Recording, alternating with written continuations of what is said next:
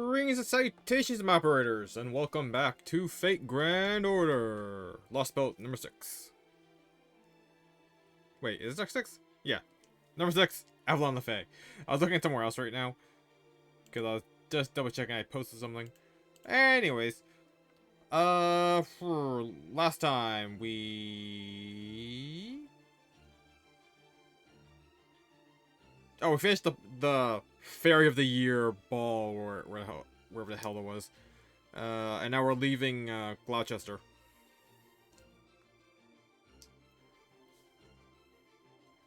Alright, so, yeah, I think it's just, like, a bunch of mob battles for next little bit. So hopefully we can get through all these quickly. Fingers crossed. But let's go to Manchester, apparently. I don't know why I keep forgetting to do that.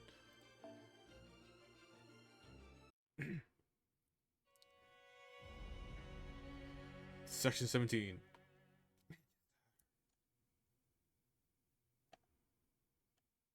Why the hell is my volume so high?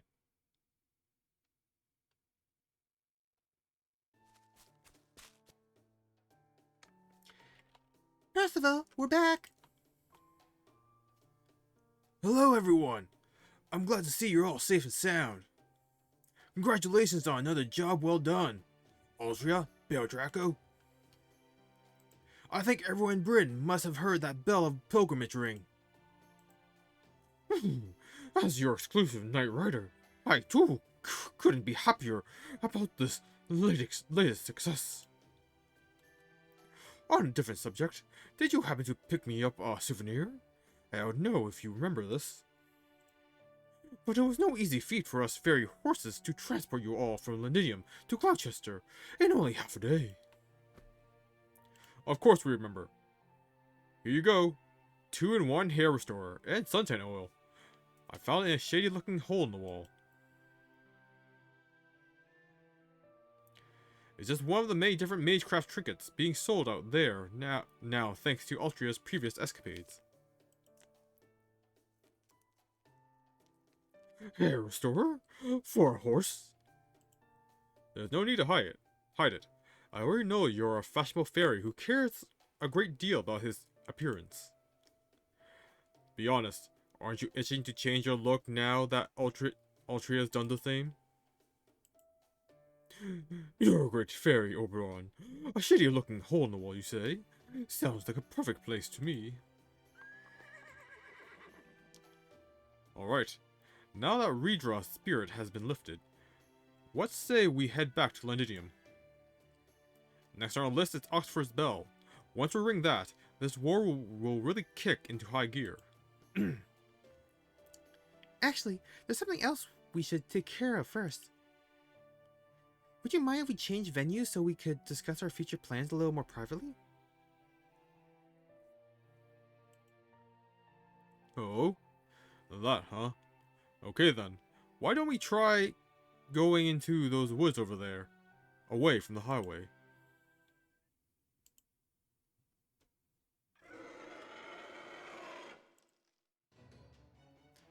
Damn! Sorry about that. I had no idea this forest was actually a Moor's nest. Please stand back, fairies! The Round Table Army will handle this. No need to worry about us. Those Moors won't be able to so much as touch me. I am Redrawbit, the fairy steed of flame. See for yourselves how my body burns. Come, Sir Percival. Come, Lady Gareth. Let us demonstrate what the Knights of the Round Table truly aspire to.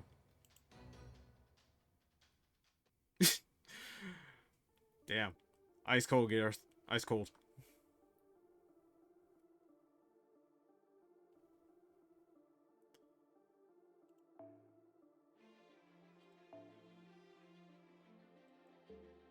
Oh.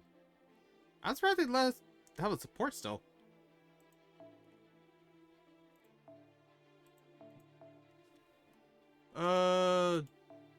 Avenger and Berserker. So... technically the foreigner crew will be fine.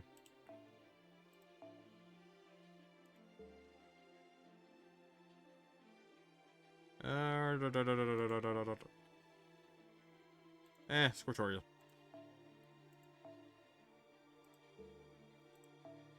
get that thing, and I don't think she's maxed out yet, so I don't think she has hers.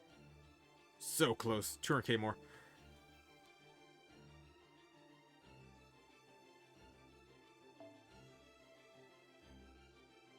She's just an AoE.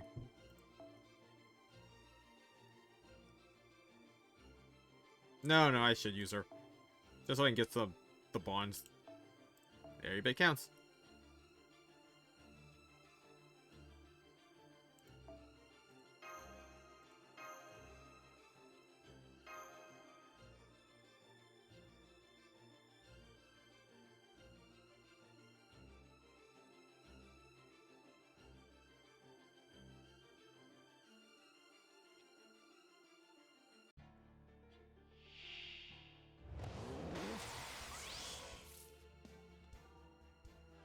Alright, so... Oh, they have a bonus thing? Oh, damage against Faye. So everyone in the front line is going to get hit really hard.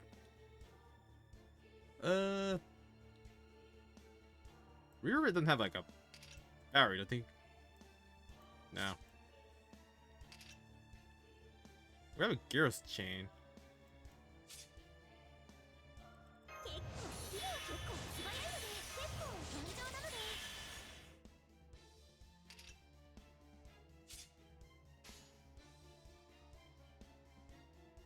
We have a Gyros chain, but also just a really good Buster chain right now.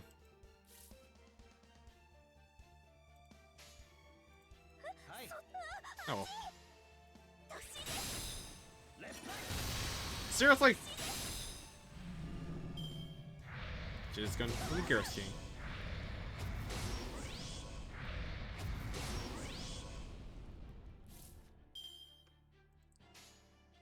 Arse chain, let's go. Boop, boop, and oop.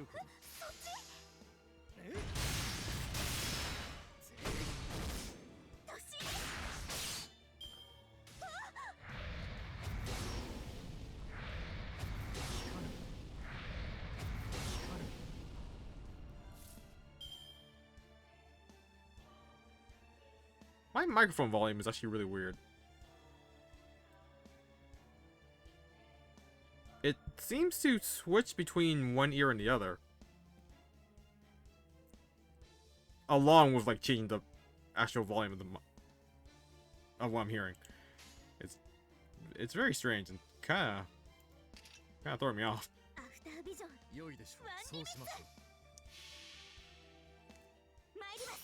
I thought my headphones were broken for a long time. No, it's just a weird ass thing.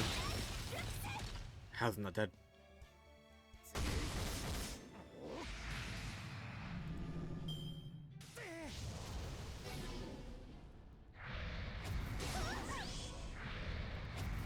I guess it has her guts. Okay, never mind.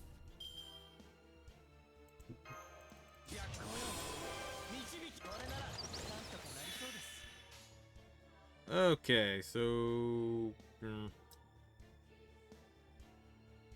Oh, Reaper doesn't have an MP. Okay, that changed things. Only Gareth has her MP. She has the strength of a bronze!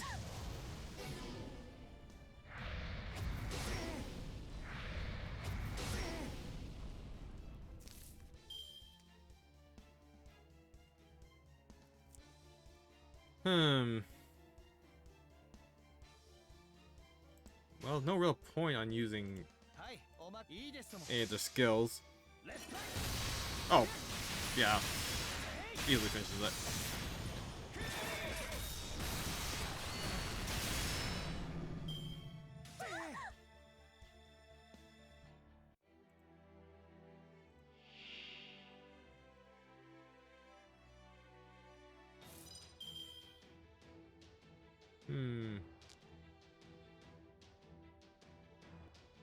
Oh, it's only that wave. Oh, Lobo.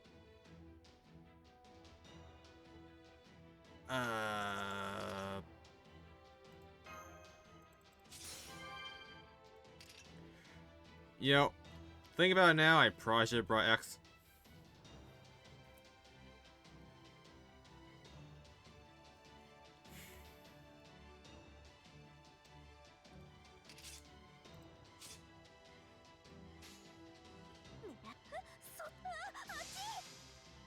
Best thing I can do is just gain stars.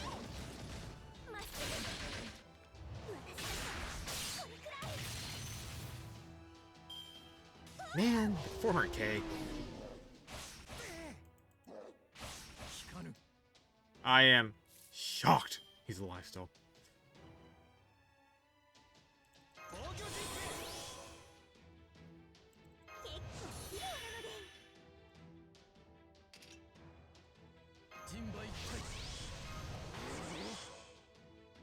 I don't know, I guess I apply the dodge.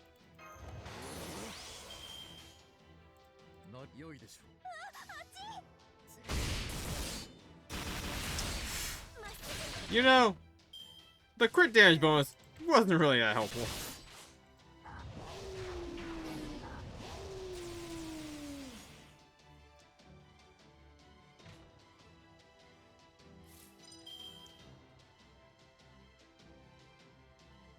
Oh.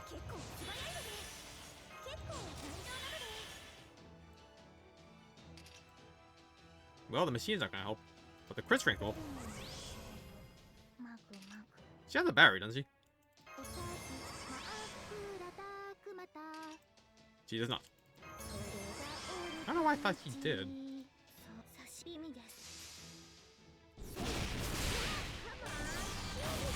Wow. Seriously?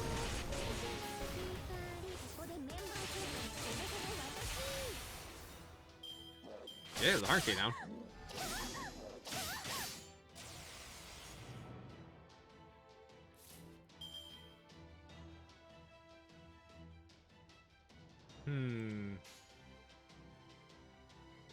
Well, crud.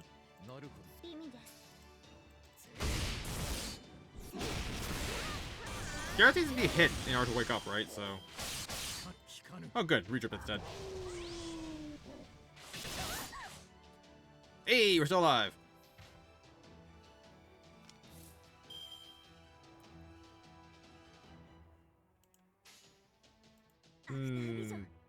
Gareth's chain? Nothing else really going on. Gareth's chain probably won't do that much damage. Let's just use idle to get some stars.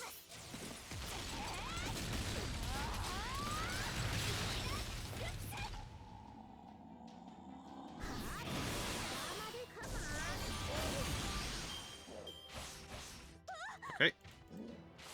That's done with.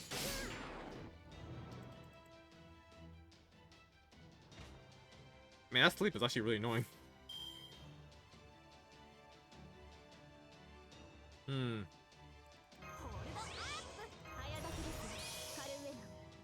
Don't really have anything going for anyone right now.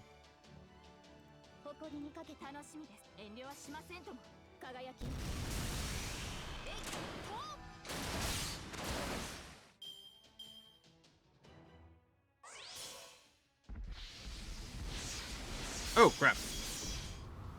He can actually MP. I thought it was just gonna be like a basic attack. Well, that backfired horribly.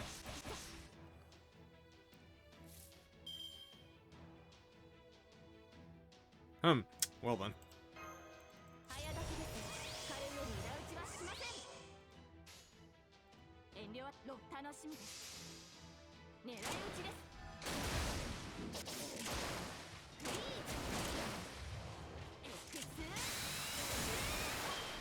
Okay, so that could have gone better.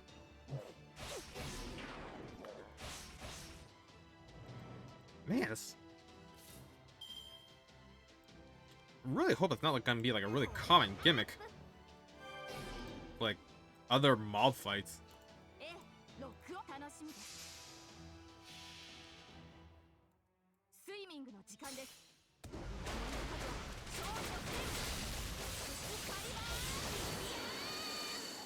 I'll grab buffer. God damn it.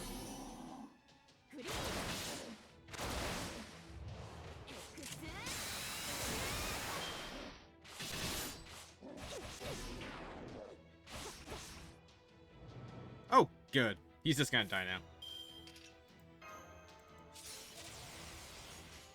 And we still got a chain. I mean, I know it's a 50-50, but still. Luck's been pretty bad.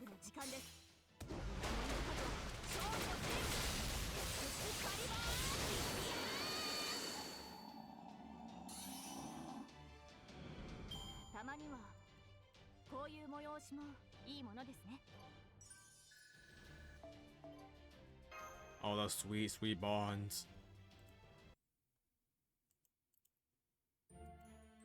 So, as I was saying, I was actually thinking of ringing a different bell of pilgrimage next. We know exactly where Osfer's bell is, and now that Woodrose is gone, we can ring it any time. So I propose that we head to Orkney next. Morgan is bound to be watching Osford right now, which means Orkney is ripe for the picking.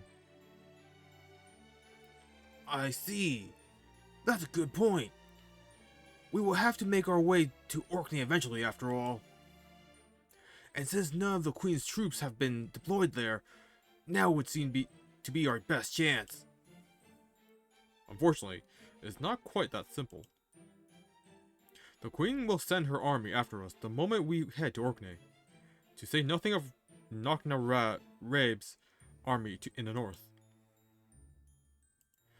So I think it would be safer to advance to the Round Table army up near Camelot, then have some troops protect us on the way to Orkney.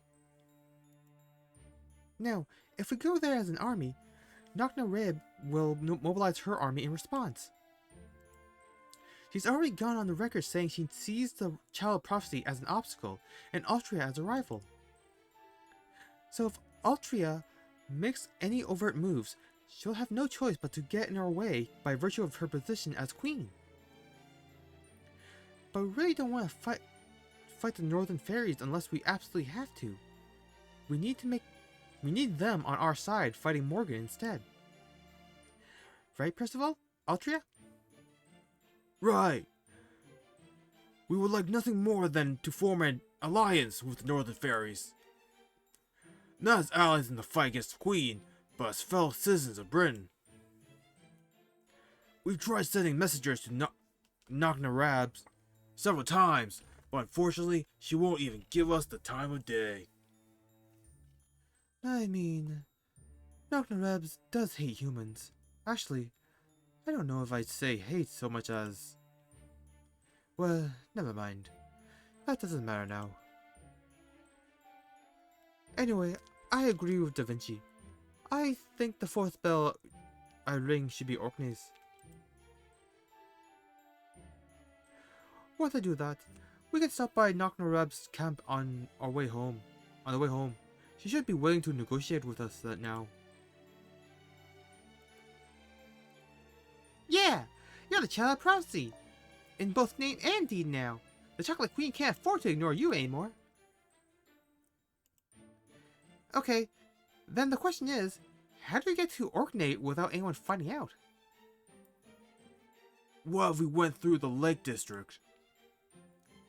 It's a marshland in northwestern Britain. Wow. And constantly mired in fog. The terrain is much too treacherous for an army to cross, and it's full of moors too.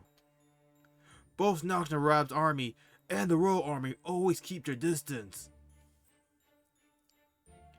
It would be a much more dangerous route than taking the highway, but Sounds like a good idea to me. Let's do it. We only got but so many people with us. We'd be better off dodging moors than an army. I guess that's true. What do you think, Bell Draco?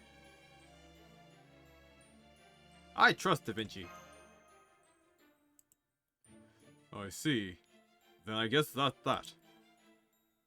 Personally, I don't think splitting off from our army is a good idea, but I guess you guys are used to moving about as a small elite unit. For a team with your skills, the Lake District shouldn't be much of a problem. Good luck. I'll be rooting for you. Huh? You're not coming with us to Oberon? Of course not. The Round Table army is in the middle of a rapid growth period. Someone has to stay and keep an eye on them. Carrying out the child of prophecy with the bells of pilgrimage is important, of course, but so is improving our army.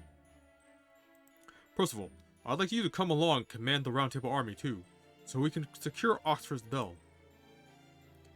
It'll leave Londinium a little thinly guarded, but if we can occupy Oxford, we arguably won't need it anymore. And once that happens, the Queen's army won't have any more reason to attack there. Then it's settled. Altria, Beldraco, Muramasa, Da Vinci, Gareth, and Habitrot. We'll set out for Orkney's Bell by way of the Lake District. Reader Bit, would you be willing to help them? I certainly can take them as far as the edge of the Lake District, but I won't be able to bring the wagon in there. So once I've seen all you off, I'll lay low in Edinburgh and pretend to be a wandering knight. You'll all be stopping by Edinburgh on your way back from Orkney, right? So I'll rendezvous with you there. That sounds perfect. Where have you been hiding all these smarts? For that matter, why were you toiling away as Aurora's secret wagon horse all this time? You could have had a much more prestigious career under Woodrose.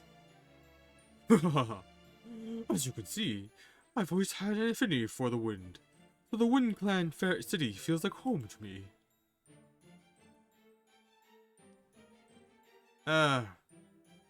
Read a bit. Faster than wind. Alright then. Oberon and I will head back to Londinium. Wait, I'm going with you too. I'm sorry, Altria. I know this is selfish of me, especially after I declared myself the Child of Prophecy's #1 knight. I know my going back to Londinium probably won't make that much of a difference. Wow, I keep adding more words. But I can still help there. I just can't leave its people to fend for themselves. Of course, Gareth. You have nothing to apologize for. I think it's great that you found somewhere you belong. Don't worry about me. With Beldraco, Da Vinci, and Muramasa, I'll be just fine. Sure, I'll miss having you around, but it won't be long before we'll get to see each other again in Londinium. So let's make sure we've both gotten stronger by then. You got it! In the meantime, I'll be keeping my ears peeled for the ring of the next bell.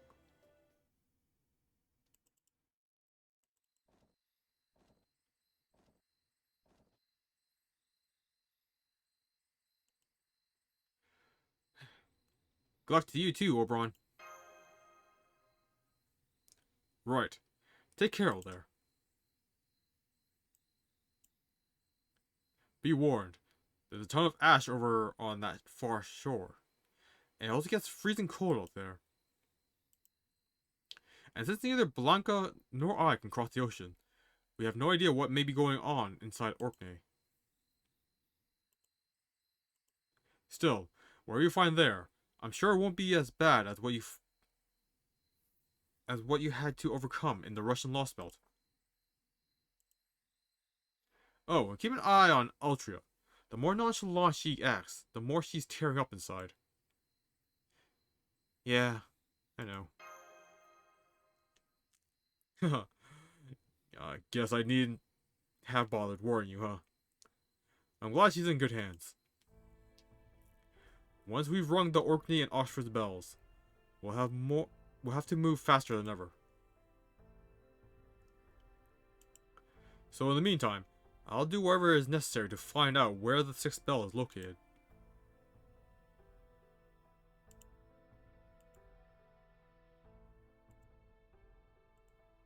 After that, it'll finally be the time to face Morgan, regardless of how the odds are stacked against us.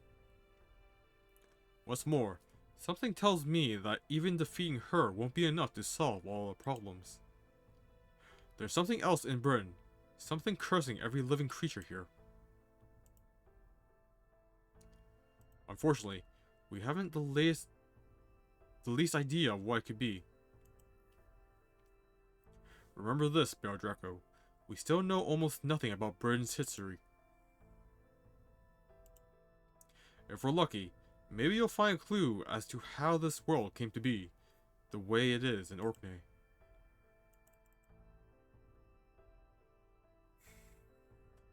And if we're really lucky, that clue may just give us the edge we need to defeat Morgan.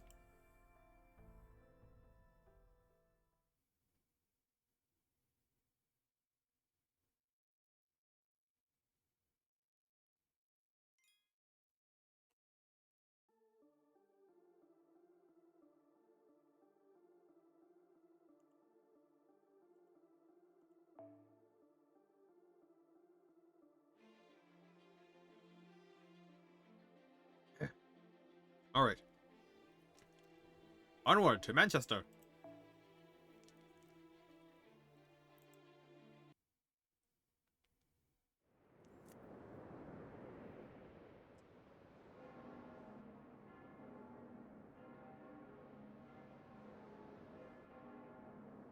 Oh god, who is this? I hear a bell ringing. I hear a voice.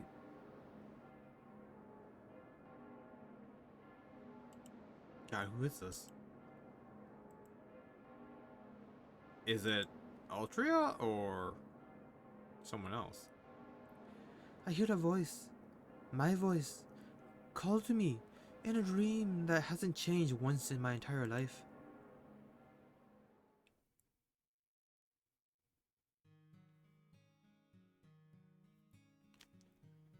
But this is everything we can do for her right now. We think it'll be at least some use. So please make sure she gets it, okay? Okay, it is Altria. Okay, I will. I think the Child of Prophecy will be thrilled to receive this. Yeah? Yeah, we think so too. You guys make sure you keep her safe, okay?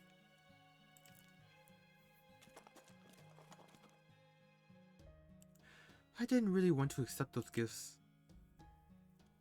It was all junk. Any upper-class fairy who saw it would think it was just a pile of trash.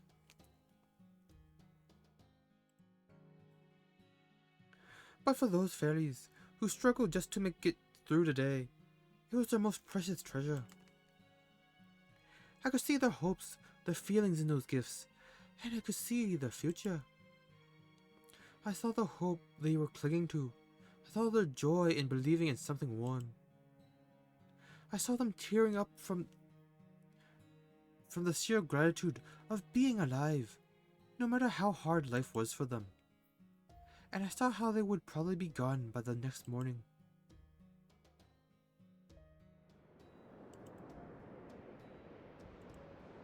The next time we came to Gloucester, those fairies were nowhere to be seen. They didn't entrust their hopes to the Child of Prophecy because they knew they weren't long for this world. They would have loved to live longer, but they wanted to help the Child of Prophecy even more. So they gave me the only treasure they had, their lives.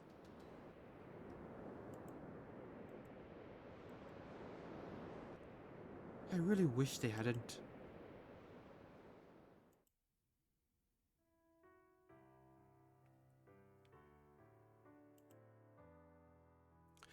I see a Britain I don't recognize, in a world I know nothing about.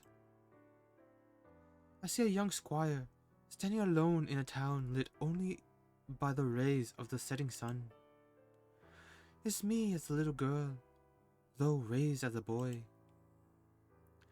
This other Audria is placing her hand on the sword of selection, even though no one told her to.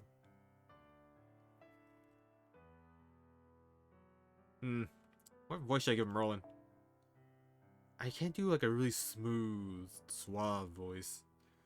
Britain's destruction is all but certain now. Anyone who could claim its throne is destined to be a sacrificial lamb. If you become its king, the people will place all their hopes on your shoulders, asking you to make everything right. If you fail, they'll just be as quick to curse you, blaming you for everything going wrong. You will gain nothing from this.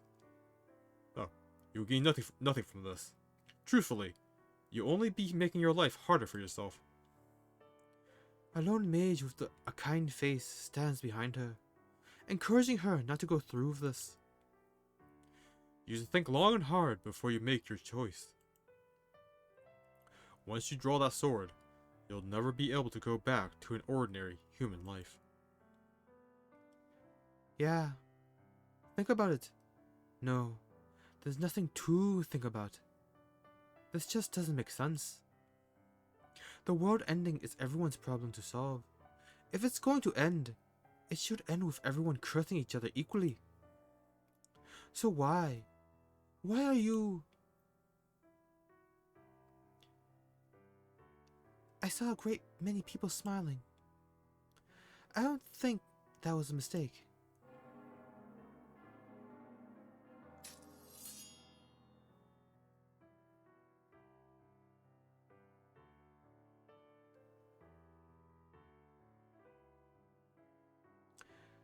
And this is what happened as a result.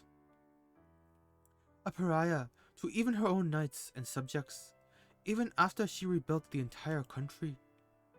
Crushed beneath the weight of a world's hope, without ever knowing joy of her own.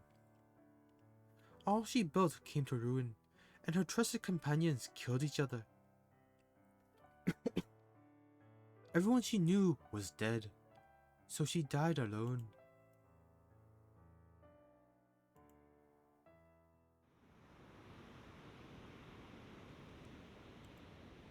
Is this some kind of joke? It's not funny. It's just cruel. How could you just use her to get what you wanted, and then ignore her forever? How could you forget her, like she was just some story you finished enjoying? Why did she have to do all that? Why did she feel like she had to? There was no reason at all for her to become king. It just seemed like she had the power to.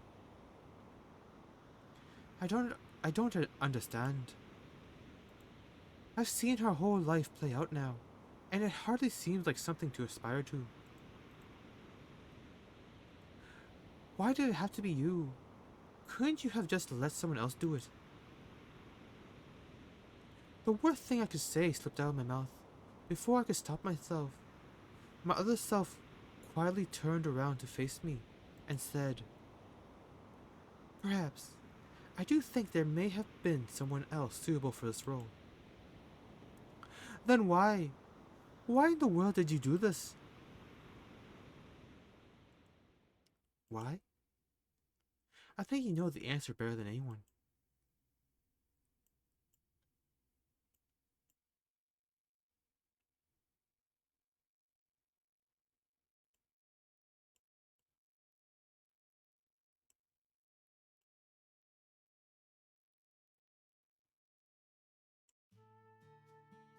We've been heading north on the highway all night. It's almost noon now. At this pace, we should arrive at the entrance to the Lake District by nightfall. Just please remember that we'll be parting ways temporarily once we get there. Oh, right, about that. I was actually hoping we could tweak our plans a little, and you could head west from here.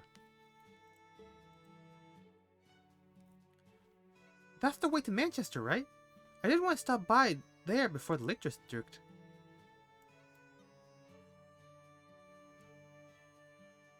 Manchester? As in Vargas' domain? Are you sure about this, Sparrow Draco? I'm on board, yes. You're a dog person too? What about you, Miramasa? What? Is it really that surprising? I just assumed you worked that out when Da Vinci said she wanted to go to Orc Day. Well, I didn't, okay? What about you, Habershot? Did you know? Me? Da Vinci talked to me about it before we got on the wagon. She wanted to know if I'd mind stopping there before Orkney. So even you already knew about this habitat. But I'm supposed to be the leader. I'm sorry, Eldria, but even if you were on board with this plan, I didn't think you'd be able to keep it to yourself. Vargas is still technically one of the queens of Tamlin, so I didn't want Percival or Oberon to know about this. Good point. Percival would certainly worry if he knew we were stopping by an enemy's territory. And I doubt Oberon would have been happy about it either, since he burned down his forest.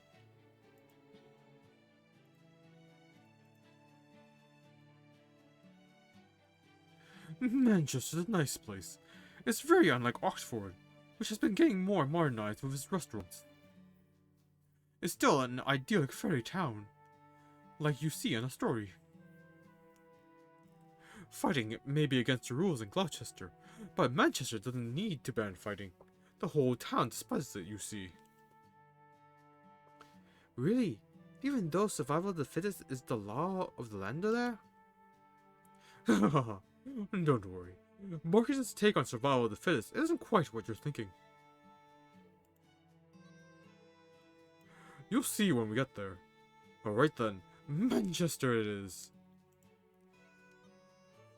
Trust me, it's a lovely place full of peaceful wildlife. There won't be any fighting there whatsoever. I give you the Reader Big guarantee. Oh, great. So it'll be nothing but fighting.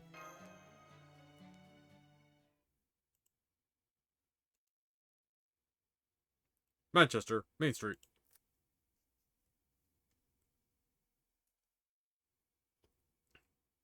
Inside a local tavern. Woo! You tourists look really strong. This is awesome. Get him! Yep. Classic Reader bit.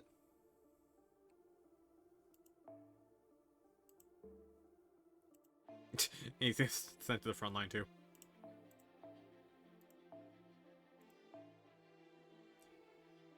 Alright. The Lamray Unit 2. Mob of Selection. Classic Artoria. And Scortoria, just in case we run into big HP mob.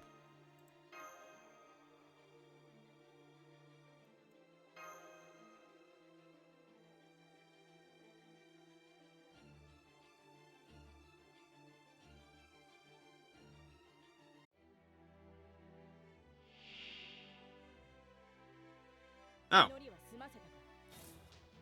Well, I was totally wrong about what we're facing.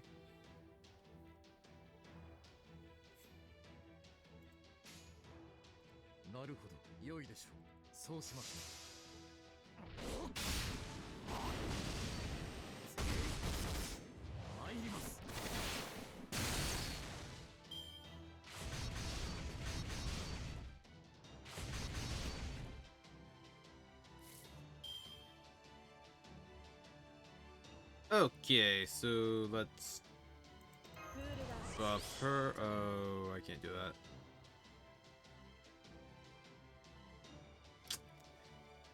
Damn it, if we used a steroid, she's gonna lose it.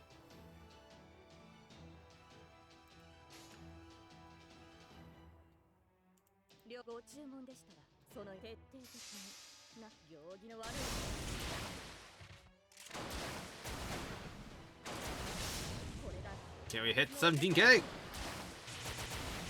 Ooh, good. Nice.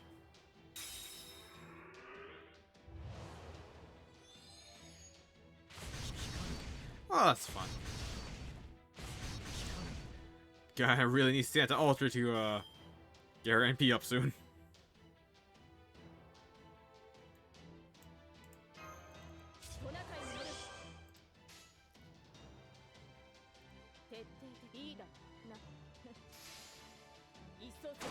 Wait, right? NP next turn? Uh-oh.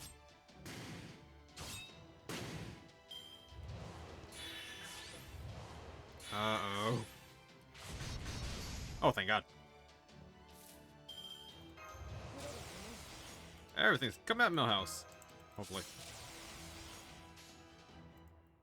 This should kill one of them.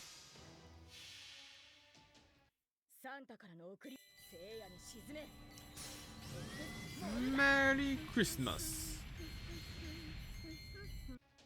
Oh crap, that actually did a lot. I always forget, like, her NP is, like, really strong.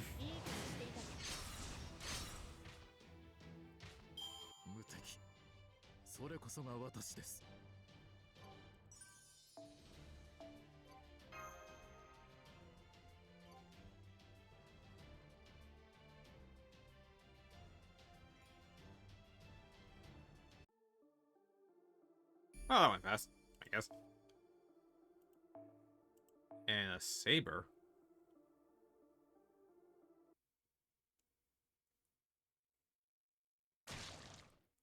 Uh-oh.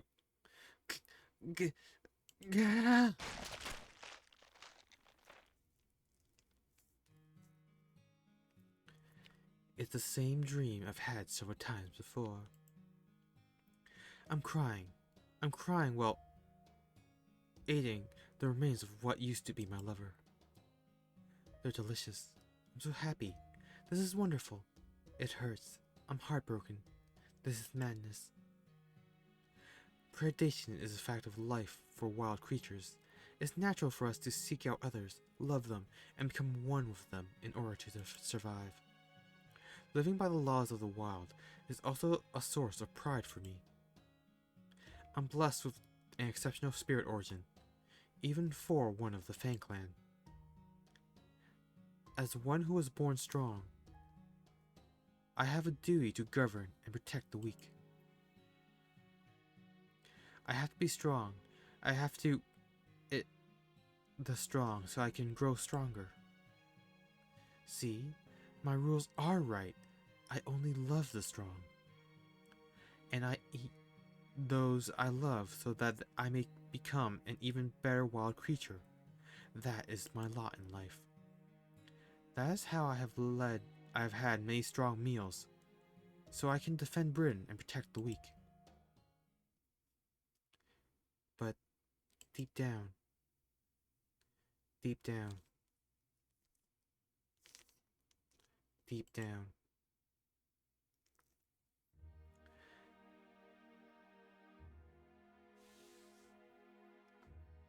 having another good cry? Why don't you come over here? You don't have to stop crying. Just tell me what happened today. Did something painful happen? Something sad? Did it happen to you while you smiled? Did it happen to someone else while you got upset? Wherever it was, please, tell me. I want to know how you feel. It's okay. I promise I'll never stop liking you, no matter how embarrassing it may have been. His body seemed as though it could fall apart at any moment. He could barely speak above a whisper. Oops. He was the weakest creature I've ever known, yet he helped me tremendously when I was on the verge of a breakdown. You know, there's nothing like a fun story to cheer you up in the hard times. Why don't I tell you another tale of your favorite knights of the Round Table? I'll tell you a story of Flotsam that drifted here as a changeling. A florid, proud, and slightly somber story. A story of the brave knights you've always looked up to. The knights of those stories were not compelled by anyone to be righteous. They were born righteous. They were proud. They were wonderful. They protected the weak and did good deeds wherever they went. They have only stories from another world. They may have only stories from another world, but I still admire them more than anything. Even though a despicable fairy like myself had no right to do so. But whenever I shared my trepidations through my tears, he always responded with a gentle smile. There. Look out at the garden. Those flowers you planted have grown beautifully.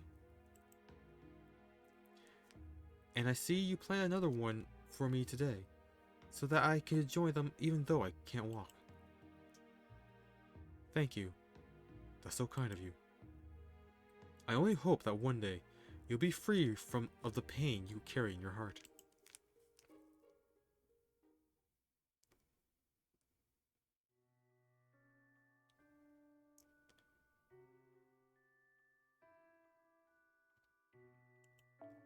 That's right. Her love runs true and deep, and with every new relationship, she's certain she can prevail over her need to consume. She has never succeeded. Now, she's at her limit. No, she reached her limit long ago. I don't know how many times she's thought of putting herself out of her misery. But despite that urge, her strong sense of responsibility forbids her from taking the easy way out. So she lives with the guilt of devouring her lovers, and as penance, continues to protect Bryn even as it tears her up inside. She's an example to us all. That's why I want to help her any way I can.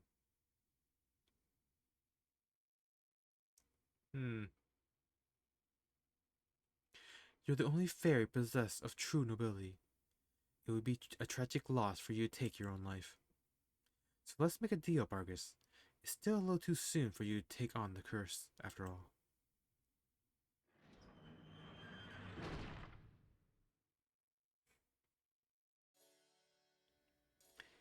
Sorry, so sorry.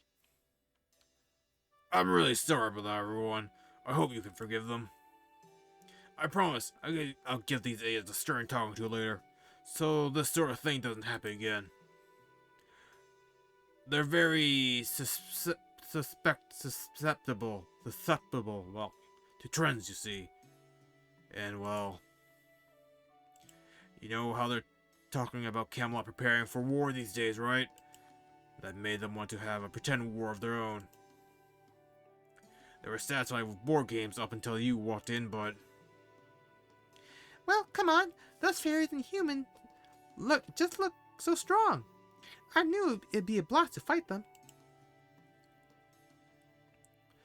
Don't be daft. Have you forgotten that Lady Bargus is back now, right now? If you lots ever got someone killed, and she finds out about it, she'll have your heads and mine.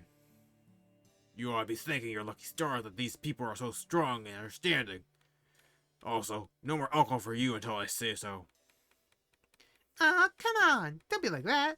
I can't go back to not drinking human alcohol now that I know how good it is.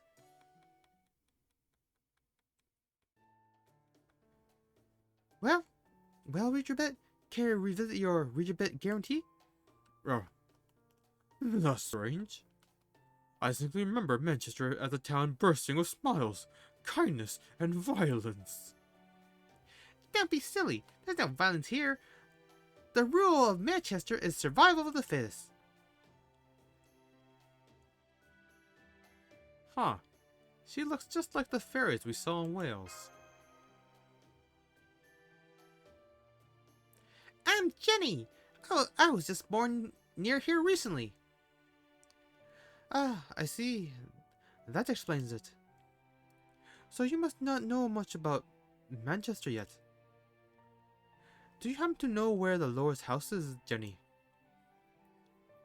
You mean Lady Bargus? Sure, it's over that way, at the end of the big road. Huh. Yeah, it's like super noticeable.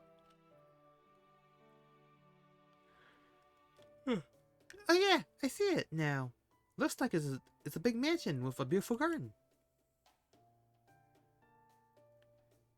Anyway, I thought Manchester was a Fan Clan town, but I guess it has fairies like you too. Are the Earth Clan fairies here as well? I'm not sure. I haven't seen Earth Clan fairy. I haven't seen many Earth fairies. There's lots of humans here though. It's about half fairies, half humans. Really? So far, I've only seen fairies walking around. Are there really that many humans here too? Of course! It's survival of the fittest here, so the strong have to protect the weak. I know, because I'm one of the ones being protected. Lady Bargus might be strict, but she's also really kind and really funny. So that's how Chief defines survival of the fittest. Huh. Now I get it. I had my suspicions when, given what we've seen of her. But it does look like, to Bargus, survival of the fittest. Huh. It ain't about the strong preying on the weak. That's right. She's been like this for as long as I can remember. The strong should only eat the strong. The weak aren't worth eating, so they must be protected. She say that all the time. Okay. Now seems like a good time to ask about this. Did you know Bargus when you were kids or something, Altria? Of course not. Don't be silly. I mean, you saw how Bargus didn't even recognize me, right? Nope. Certainly haven't known her a long while. No, sir. In fact, I don't know a single thing about her. Nothing.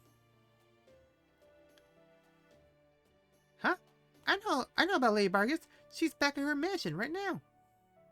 Everyone in town keeps congratulating her over coming back to visit her new lover all the time. Are you kidding me? All her talk about being a proud and noble town Lynn, and she still has time to keep lovers? Marcus's lover. I don't even want to think about it. You can't take what rumors say too seriously. It's not like she ever confirmed any of them herself. And even if what they say is true, that's between her and her lovers, right? If they're all okay with it, who are we to judge? Well, true love or not, crimes are crimes. But this is also the land of the Fae, and we know different areas have their own very different rules. Still, now that we've come this far, we can't leave without seeing her. If you're scared, Weederbit, it's okay. You can wait here. Besides, we're the ones who wanted to talk to her. No, that's okay. I've come this far with you, and I'm not about to part ways now. Besides, I can't help it if she sets her sights on me as her next dish.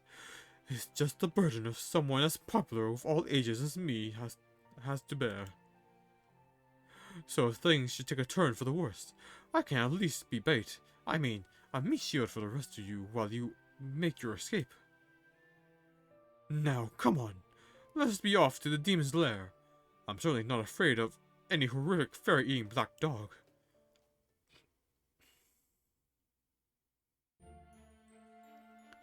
Welcome to Manchester, everyone.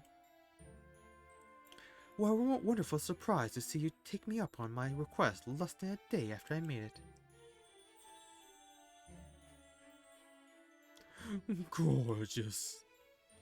Who in the world would call such a beautiful lady horrific? I see now that you are nothing less than a true noble, nay, a true champion.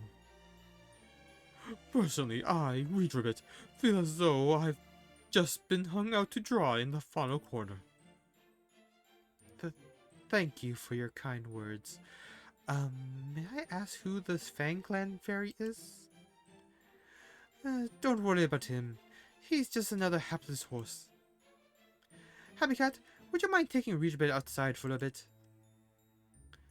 Sure thing. Come on, Weederbit. Let's go out to the yard. I noticed there was a fun-looking plaza out there. It's called a padlock habitat. There really is nothing like a clan mansion. They always have so many luxuries, even when the owners has no particular plans to use them.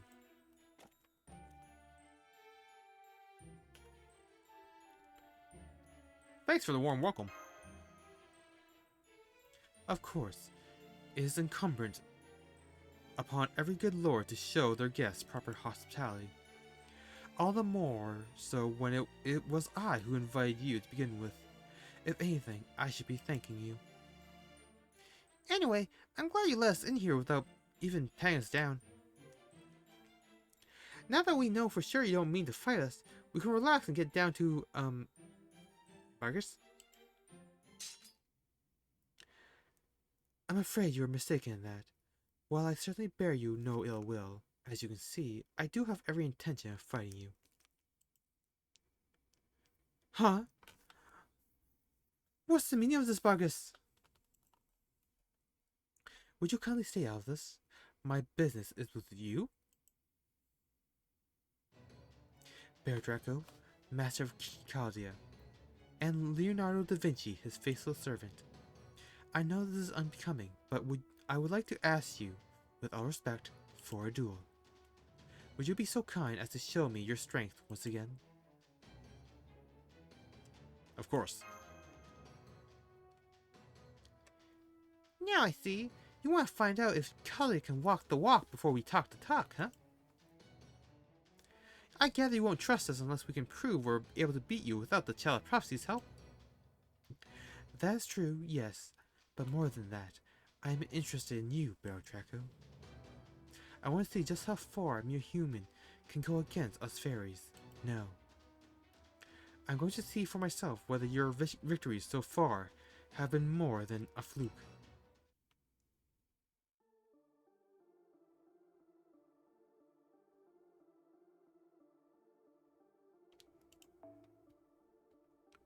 Oh. Fire 3. I mean, we gotta have Artoria.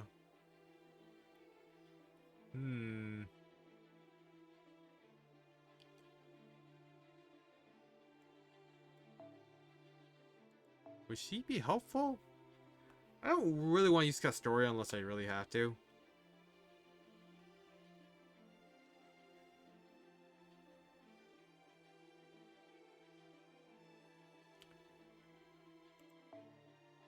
Heroine X has anti-saber properties, so. Oh, you know what? Ultra X also has anti-saber properties. So that's a way better choice.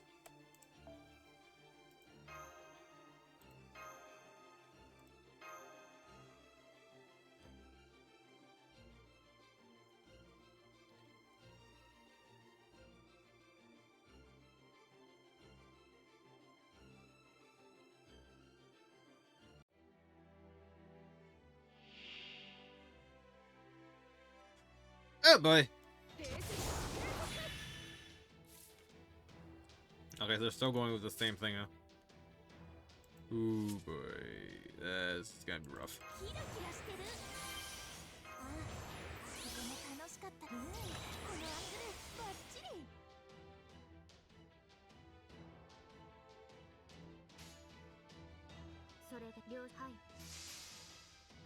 Should I commit charisma?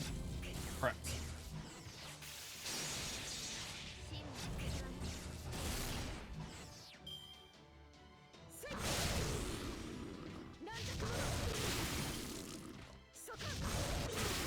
Okay, so I have Da Vinci's MP, which isn't super helpful.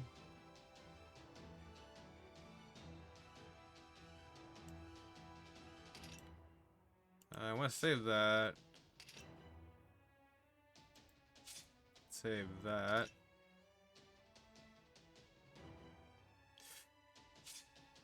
Okay, I think I'm just gonna go for the Archchain.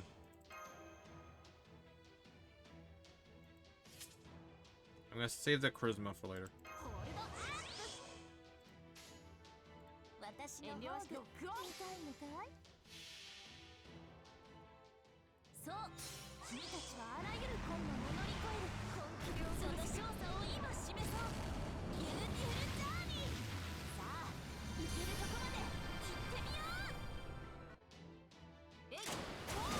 I actually forgot that.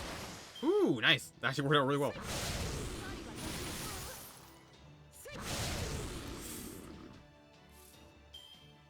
Ooh, and we got a chain.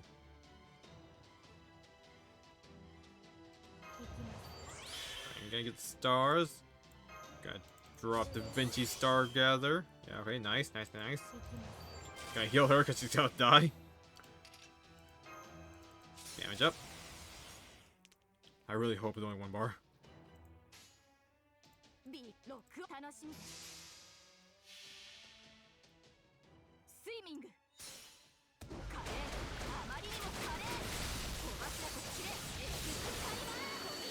that's nice. And we loop. 10%, come on. Oh, went off.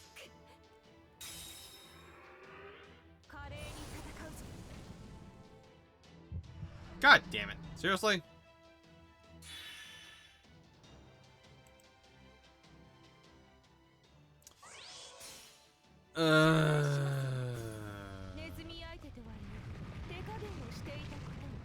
So we're just out here.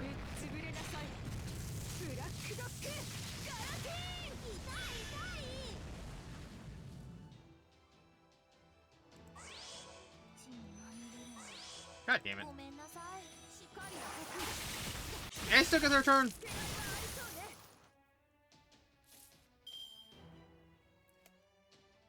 Well, thank God she has a heal. I should really level up. I view that more often than I thought it would.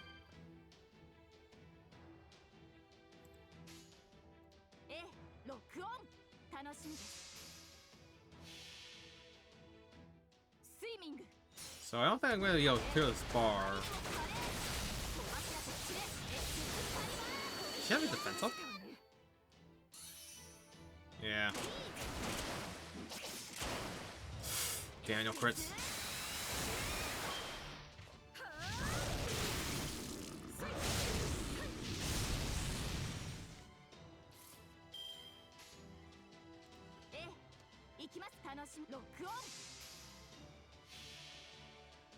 Yeah, I might have to bring a story.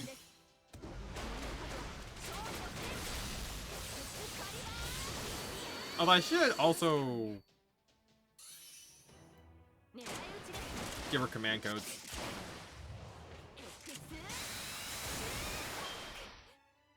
I forgot to get rid of dodge again. Oh, thank God, battle's over. Woo! I missed one.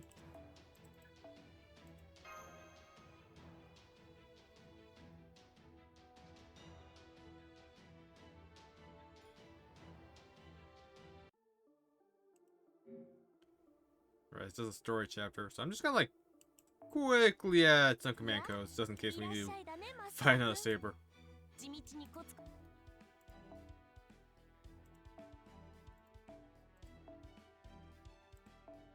Oh yeah, special attack against sabers, yes please.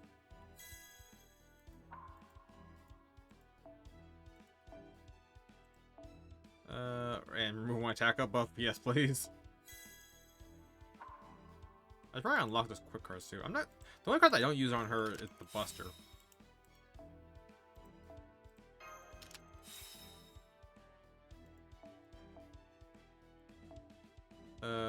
Crit strength for all allies. Special attack against males. Better crit strength against burn. Random buff. Demonic. Divine. Ruler and lawful. Crit strength against divine. Project and female, sure. That's been relevant.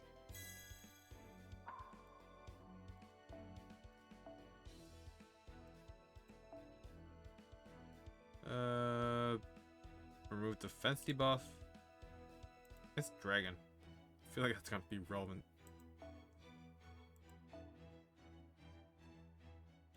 Remove a defense up.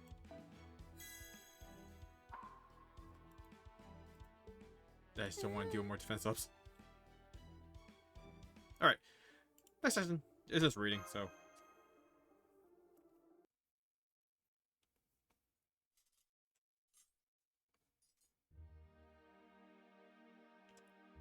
Well, this has been a day of extremes.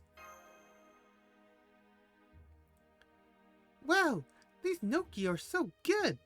I love how versatile potatoes are, no matter what world they came from. These oysters are amazing too. I was a little shocked when they came out on that huge plate piled up to the ceiling, but damn if I couldn't eat all these things forever.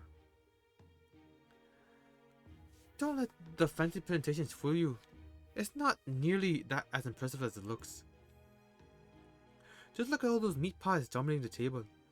There must be enough here to cover Garrus's entire shield. And that makes it pretty clear how vain Baggy is.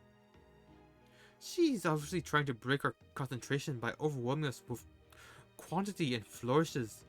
Won't work on me though. So you're not aware that you're taking a bite of meat pie even as you speak? Oh man, this is really good. There, I changed back to my usual armor now that I'm done with both fighting and cooking. I do hope you like the food. I apologize that I couldn't make anything more than these simple dishes. Normally I would have had my chefs do the cooking, but I had to give them a leave of absence as part of my house arrest.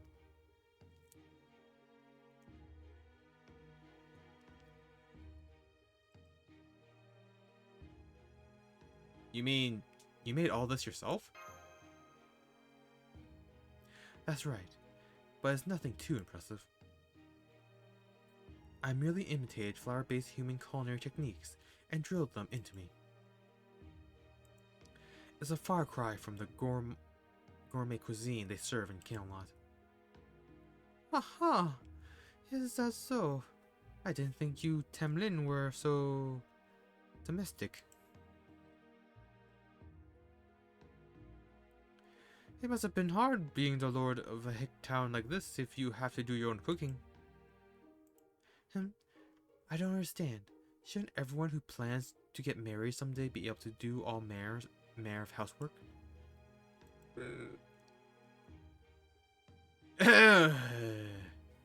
Everything was great. I think we should get down to business.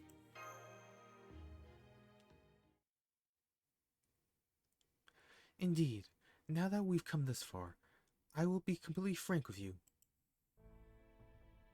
I want to keep the residents of Britain safe. That is why I pledge my horn to Her Majesty. But Her Majesty does not share that goal. In fact, she is actively working to worsen the Great Calamity. She cares only for Fairy Britain itself, not the Fae who inhabit it. So, here's my proposal to you, Child of Prophecy. If you mean to ring the bell of pilgrimage so that you may truly save Britain, I am willing to fight for your cause.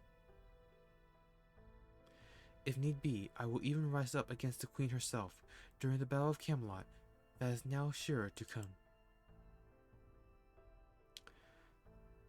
You're serious about this, aren't you? I don't mind having you on board, but what about your pride of the night? You really want to join our side, even after you destroyed the human ranch and burned down the Welsh forest at the Queen's command? That's right. Even if it's too little too late, I still wish to join you.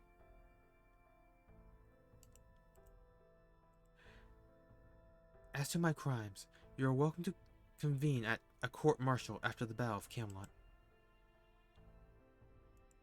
Rest assured that I will expect no mercy. I will accept whatever punishment fits my crimes. But first, I want you to promise me one thing. Baron Draco, Da Vinci, you have both said it is possible for Fairy Britain's residents to immigrate to proper human history. If that is true, and you two are willing to tolerate fairies living among you, then I would ask that you please give the matter some thought. Her Majesty has already told me that our Britain is what is known as the Lost Belt. A world that was meant to disappear to make way for proper human history.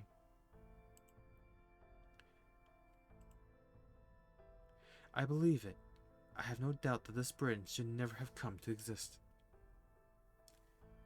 What makes you say that, Bargus? You want to protect Britain, right? So why do you think it should never have existed? Aren't those two ideas mutually exclusive? Because we fear this land. Every one of us. I suspect you could ask any fairy in the land, and they would give the same answer.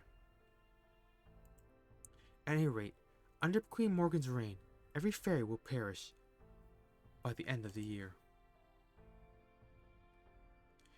I naturally have no notion of what our lives would be like under the Child of Prophecy's reign. But if there should be fairies who, under her reign, wish to move outside the world, I hope you would take them in. If worse comes to worse, and this burden really does disappear, I could ask for nothing more than to have the fairies born here live on in your world.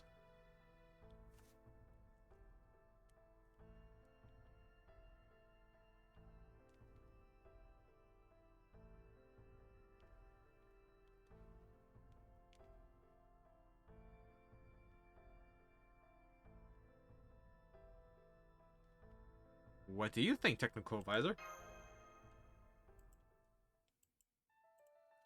I think it's a great idea. In fact, I couldn't have come up with a single reason to refute. The storm border is big enough to hold up to 500 refugees. They would have to live there until we resolve the bleached earth phenomenon, of course. But as long as they're okay with that, they should be able to get by in the border just fine. Besides, this is exactly what the storm border was designed for. It's a modern-day Noah's Ark. While there aren't many of them, there have been a few vessels like that in proper human history. They have served as literal lifeboats to preserve the future of the species they carried. 500 ain't a whole lot compared to the fairy population at large, though. You gonna be okay with that, Bargus? Yes, saving even a small number is far better than failing to save anyone. As long as you remember this promise, no, my wish, then I will gladly become a filthy turncoat for your cause. Of course, I am sure Sir Gawain would think poorly of me for this. However briefly I used his name, I admit the very idea of betraying one's lord must be unthinkable to him. Gawain would have some choice words for you, but he'd also be proud of you. I see. So he really would scold me. But I have to ask, are you sure about this, Bargus? Never mind the politics. Are you sure you can trust us, your enemies? I'm sure. You said something like this before yourself, Bear Draco. Even if the world is about to disappear, you didn't want to let what might come tomorrow ruin today. And you were exactly right. Instead of worrying what might happen tomorrow, I should focus on what I can do today.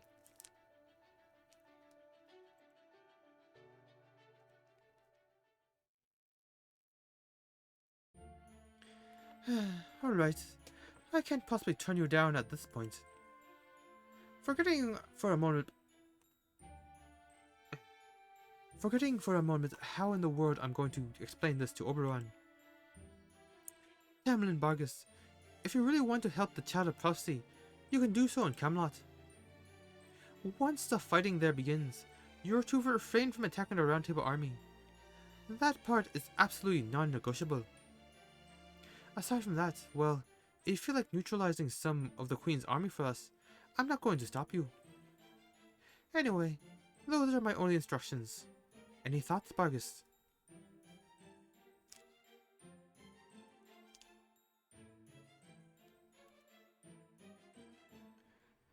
I'm surprised you didn't ask me to open the castle's gates from the inside for you. Did I not say you need not hold back on my behalf?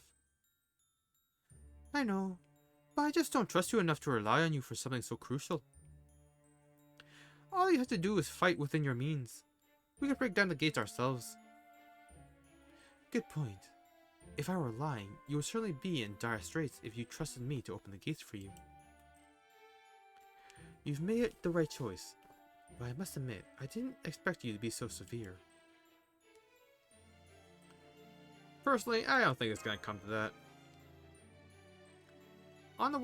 By the way, on a much lighter subject. Yes, I'm happy to answer any questions you may have. Could you introduce us to your significant other? Yeah, I'd love to meet them. We heard all about it in town. They say you've come back to Manchester all the time just so you can spend time with your new squeeze. It's not all the time. I just come here as often as I can. Besides, he's not my significant other at all. He's just a human boy I take care of. I only love the strong. I would never even dream of taking a lover as weak, incapable, and devoid of a future as him. You sure about that? They say love is blind for a reason. You could just as well end up falling in love with the last person you suspect. I could. I suppose I shouldn't be surprised that proper human history's culture is so advanced. But, I digress.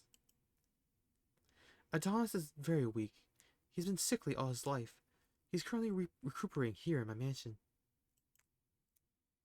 While he was very excited to meet you when I told him about you, Bear Draco, I'm afraid he's been struggling with an unrelenting coughing fit recently. And I haven't been able to get him the medicine he needs thanks to the imminent great calamity.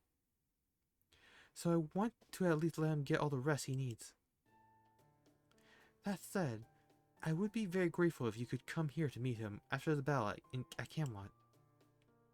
I may not be able to come back myself, but I know you would all get along very well. Gotcha. Sorry for the uncouth request. I guess fairies aren't the only people you want to keep safe. Of course not. I may not hesitate to discipline uneducated humans, but even that is no more than the basic training humans need to survive in this world. Fairies and humans are two halves of one whole. You cannot treat them separately. Protecting fairies means doing the same for humans.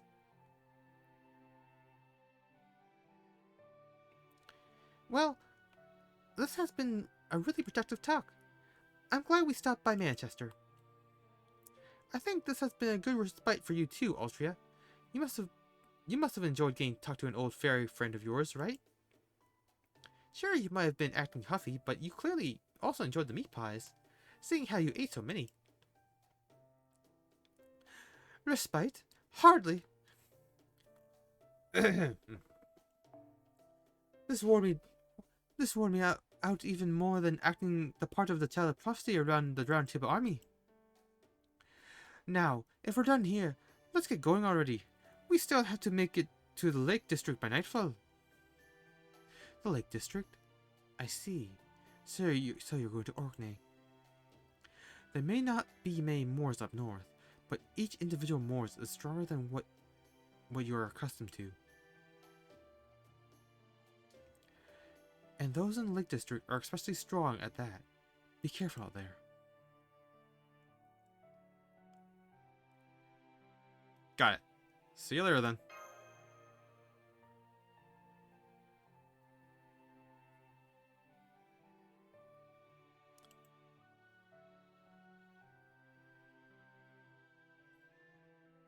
What is it, Marcus? Still got something on your mind? Yes, I was just thinking about the relationship between the master and servant you told me about during our meal. Her Majesty has told me about servants as well. Servants are spirit beings that are retrieved from the chronicles of human history, a place beyond time known as the Throne of Heroes. They come into being when their master summons them for a particular purpose. These servants then stay by their master's side, and should their master die, they vanish. Do I have all that correct? Pretty much, yep. Why? Then it doesn't make sense. What? Does the servant obey a master when the master's weaker? I've wondered about that too, but no, that isn't what I'm talking about now. I'm talking about Barrel Gut. He claims that Queen Morgan is a servant he summoned himself. But Queen Morgan has never called Barrel Gut her master. And above all, he only came to Fairy Britain a few months ago, while Morgan has been queen for over 2,000 years. That's what doesn't make sense. Her Majesty was alive well and long before... alive and well, wow. And well, long before this man came along. Unless, is it possible to summon a servant version of a currently living person? Honestly, I've been wondering that too. I can think of one possibility. There have been a few cases where the future forms of heroic spirits with exceptionally complex histories have been summoned in the present day while their original selves were still alive. And since, in proper human history, Morgan was known to have 3 separate personalities, it could be that one of them was summoned here. But of course, if that were the case, it would also mean there are 2 Morgans here in Fairy Britain. I don't suppose you've seen any signs of a second Morgan, or even heard rumors to that effect. No, I haven't. There's only one Queen Morgan, and she is not a servant. I have served Her Majesty for 200 years. I am absolutely certain she is a fairy.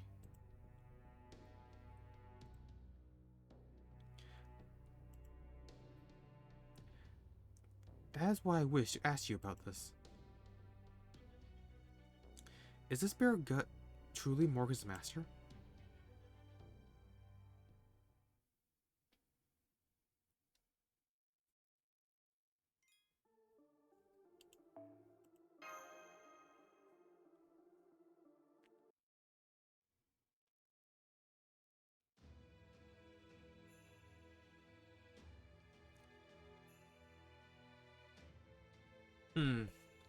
Circumstantial change confirmed.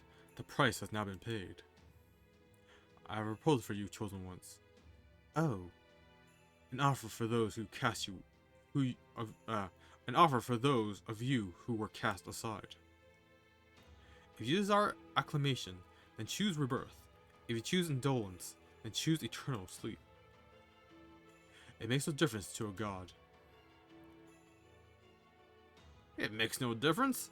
Well, it sure as shit makes a difference to me whether I live or die. Living inevitably means struggling, and while dying takes those struggles right off your plate. I always prefer to keep things simple. I can't even dance if I got too much on my mind. Acclaim, power, the future of humanity, being the best version of myself I can. Fact is, I don't care enough about myself to get worked up about any of that.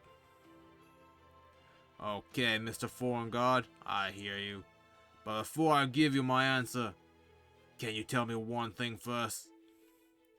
I asked him if there was anything in this world that actually mattered to me. And he answered me without a second thought. Guess that's a god for you.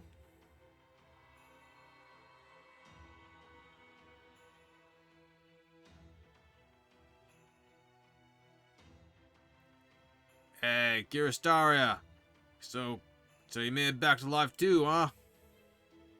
Well, hey, that's awesome. I thought I'd be the first one out, but I guess I was dead wrong. I mean, we're talking about a foreign god here, right? One who says he's gonna refute all of humanity's human history? I figured the only ones who jump on a sweet offer like that be me, Pepperoncino, or David. Not at all. I have just as much desire as the next person. What could be more enticing than the prospects of creating a new human history? You'd have to be mad to refuse. Well, damn. I stand corrected. So, you finally showing your true colors, huh, Woodon? I mean, there's been times before when I couldn't believe the stuff that came out of your mouth, but still. Anyway, you've got a real nice smile now. I like it. It's a big relief. That big smile says I'm gonna abandon all of humanity to the death, so I can be the king of the goddamn world. If you're all broken up about this while pretending to be one of the good guys, then I had some serious reservation about sticking with you. Do I really seem that different now than I did before? Nope, you don't. That's why I'm so happy about this. You've actually been off your rocker this whole time. Oh well. At least I already knew on some level that the members of Team A misunderstood me in many ways.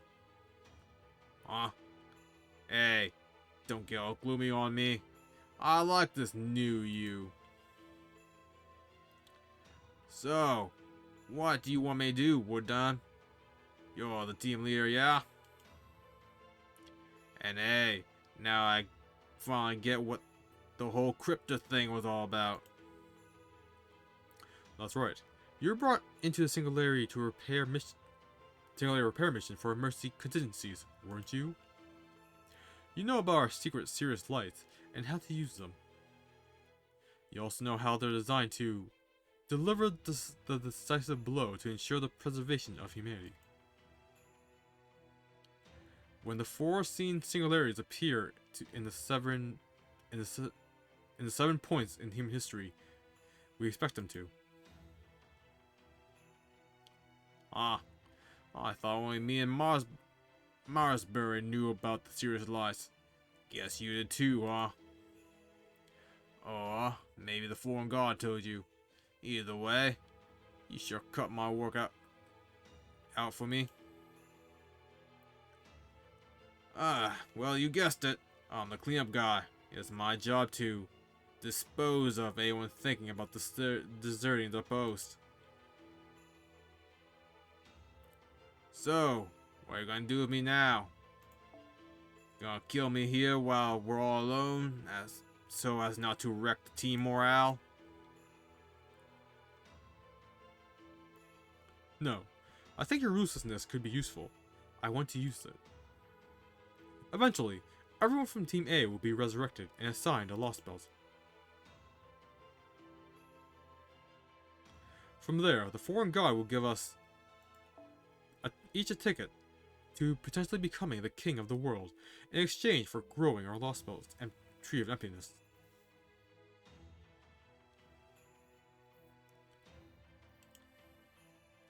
And I would like you to tear your ticket up. You don't mind, right? It's not as though that ticket will actually be good for anything. However, you can't be reckless about it. You'll need to do it in secret. We'll make it seem as though you're still giving it an honest try. Hang on. You're telling me to betray the foreign god too? And what was that about tearing up my chance to become the king of the world? Are you shitting me, Wolf? You'll be assigned the Isle of Britain. I took the liberty of choosing it for you. I assume you don't mind it being your homeland. And if I do? No, I mean, Marsbury was this unilateral about his decision making, you know? I see. Unfortunately, now that I've already brought this up, I can't pretend it never happened. If you refuse, I'm afraid I'll have no choice but to kill you. What? Seriously? So I got no choice in this? Thank you, Beryl. I'm glad we understand one another. You're the only one I can ask to do this. I don't know what that Lost Belt is like, but I do know Britain is crucial to the Magecraft world. There's no telling what could happen if the foreign god were to inhabit something which came from there. It's the one Lost Belt that must be cut down before it can grow to maturity. How you choose to go about it is your business, but basically, you just want me to slack off like I've always done, right? Okay, pal, you've got it. Besides, I've never had much interest in competing to be king of the world anyway. This gig's way more up my alley. Like I said, we're done. There's still a deal we're making, so I expect you to keep your end of it too. Once you become king of the world, you'd better make damn sure I live it up in the lap of luxury, alright?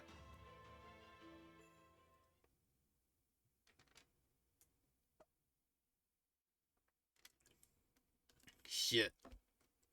There really isn't a goddamn thing here, is there? Well, apart from all the phantasma and fairies and and sort of nasty beasties running around, how's a place like this gonna be any threat to new human history? I guess even Woodtime gets it wrong every now and... No. Wait. I remember that look on his face. Whoever's here, he was positive it was gonna be a problem. Maybe he knew something funky was going down in London. The rest of us didn't. Ah, well, no sweat off my back. That just makes it easier. My job even easier. Now I can take care of the Tree of Emptiness without anyone getting in my way.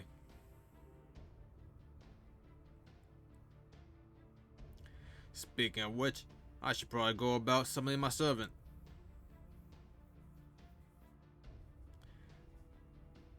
Thanks for making sure each cryptor could summon at least one servant, Marsberry. I mean, it was the least you could do after inscribing us with something as dangerous as the Sirius lights, but still. Of course, I still don't know exactly what kind of servant I'm gonna get, but I think I can make a pretty good guess. Whoever I summon, on condition that they're capable of destroying the world.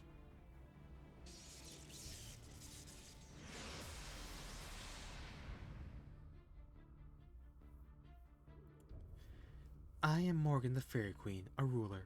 I have come in response to your summons. You there, descendant of witches, are you my master?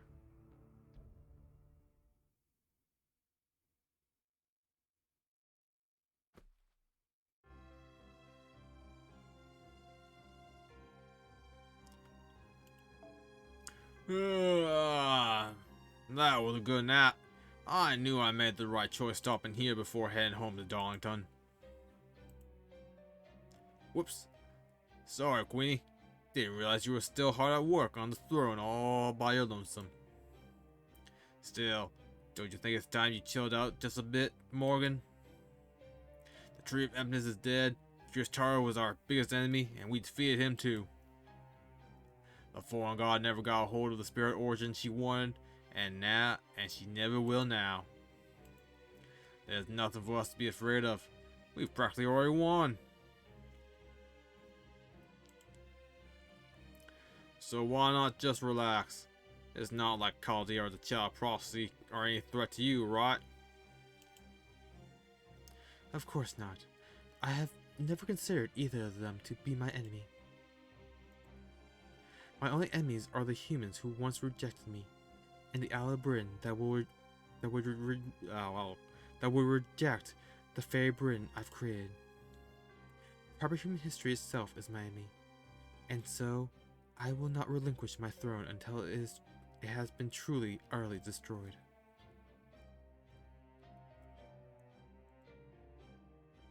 Know this, Beargut. The fault of Balbath's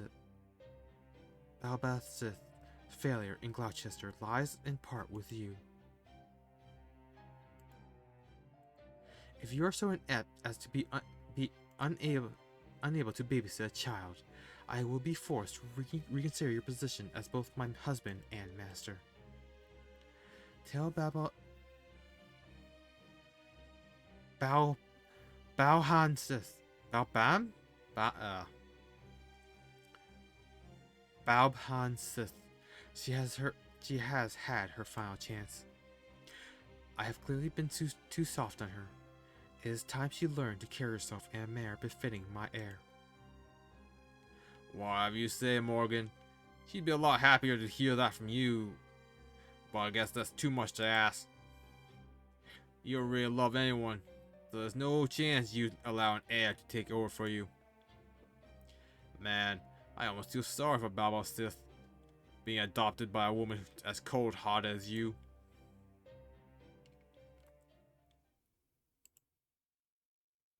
Oh, son of a...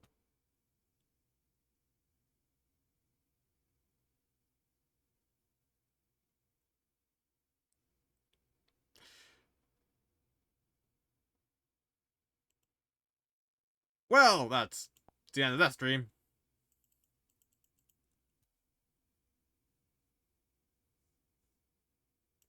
Well,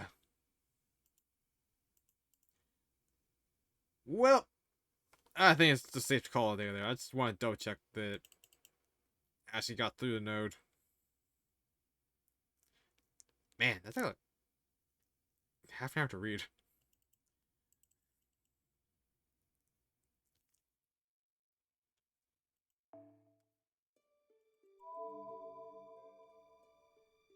Hmm.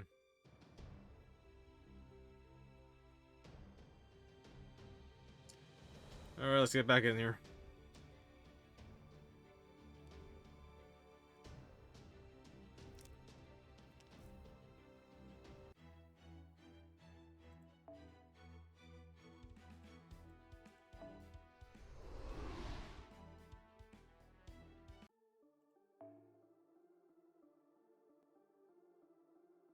So there's just another reading section. So it's gonna take another half hour. So, yep.